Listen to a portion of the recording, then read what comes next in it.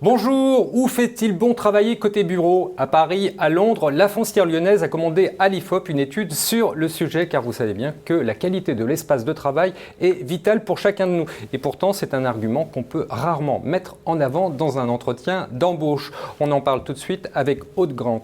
Aude, bonjour. Bonjour. Vous allez bien? Très bien, merci. Deux mots d'abord sur cette étude parce que c'est énorme. Oui. Près de 3000 salariés, 90 questions. Quelques détails là-dessus.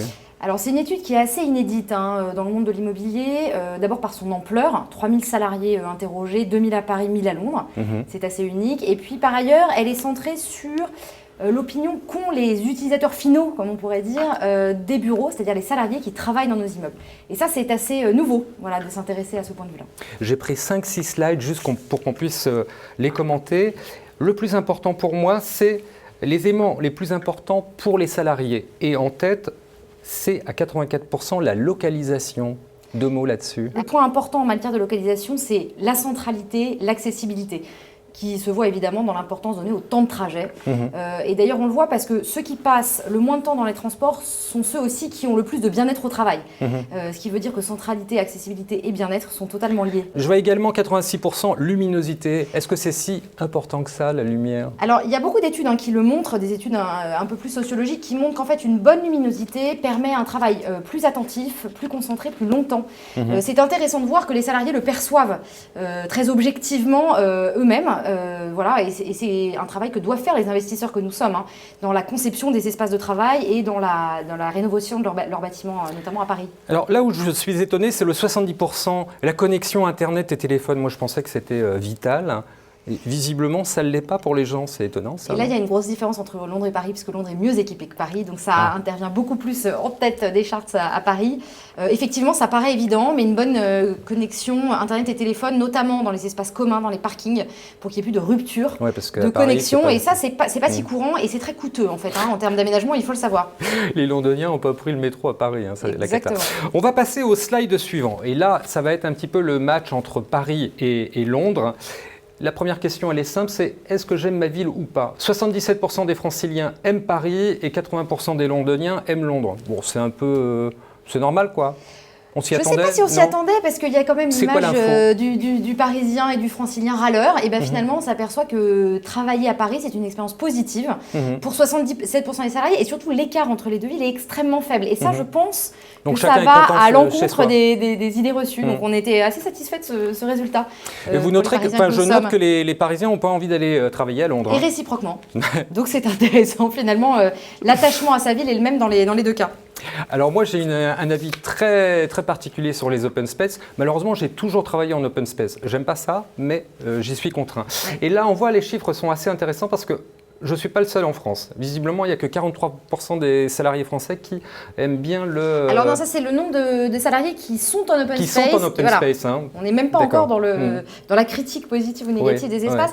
Non, ce qu'on peut dire, c'est que là-dessus, évidemment, Londres a de l'avance en termes de type de management, de travail, etc. Puisque quand même les chiffres de Paris évoluent pour aller dans le sens de ceux de Londres. Il y a aussi quand même un écart important sur le nomadisme, c'est-à-dire le nombre de personnes qui n'ont pas de bureau attitré. Ça progresse aussi à Paris, beaucoup moins vite qu'à Londres. C'est vrai que la force de Londres, et on le verra peut-être dans le chiffre d'après, sur la satisfaction en fait, des Londoniens par rapport à leur open space, c'est que les Anglais ont réussi à créer des espaces en open space plus qualitatifs que chez nous. Et c'est le retard et c'est le challenge des investisseurs parisiens, c'est de créer des espaces de travail ouverts, aussi qualitatifs qu'à Londres. À Paris, exactement, ça, 82% de bureaux fermés. Et les gens sont contents dans les bureaux fermés. À Londres, c'est sensiblement la même chose. La question que je me pose, est-ce qu'on n'est pas un peu victime du système haussmannien? C'est vrai qu'on peut moins créer d'horizontalité, etc.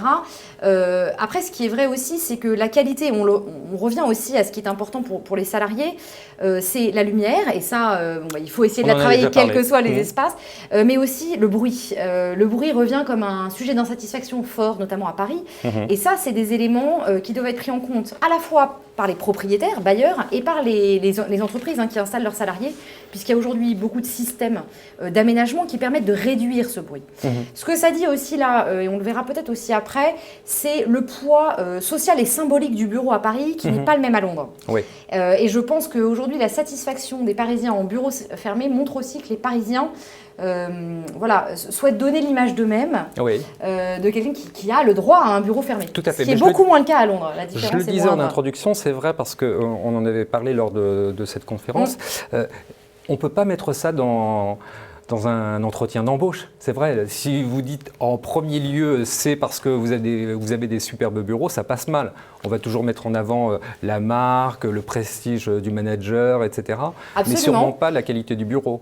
En tout cas, ce qui est amusant, c'est qu'on va le prendre à l'inverse. Aujourd'hui, les entreprises en fait, profitent de leurs locaux pour faire leur propre publicité, et notamment vis-à-vis des collaborateurs qu'elles souhaitent recruter. Criteo est une des premières sociétés qui s'est installée dans un très bel immeuble rue Blanche, nous en parlait déjà l'année dernière, lors de ce même baromètre. Blablacar cette année a exactement le même discours. Et il en parlait effectivement très bien. En disant que les locaux sont un critère de recrutement. Et les salariés, notamment les jeunes, s'en cachent de moins en moins. C'est-à-dire qu'ils osent dire que la localisation, la qualité des espaces communs, la qualité des services est un facteur important de choix pour notamment leur premier emploi. Très vite, pour terminer, c'est très français, c'est le déjeuner. Bien sûr. Une statistique intéressante, on passe 1h12 à table alors que c'est 48 minutes à Londres. C'est intéressant parce qu'au-delà de la différence sociologique, on a l'extrême inverse sur la quote-part de salariés qui ont l'habitude de prendre régulièrement des verres avec leurs collègues après le bureau. À Londres, c'est 70% à Londres et 25% à Paris. Donc finalement, on a l'opposé total. Ce qui est intéressant, c'est que ça pose quand même le sujet des services et le challenge pour les Parisiens d'avoir des immeubles avec, on l'a vu, une connexion Internet importante, mais une qualité de l'offre de restauration supérieure à la moyenne. Sinon, effectivement, les salariés au centre de Paris peuvent faire le choix d'aller déjeuner ailleurs. Aude Grande, merci beaucoup pour toutes ces explications. Mais je vous en prie.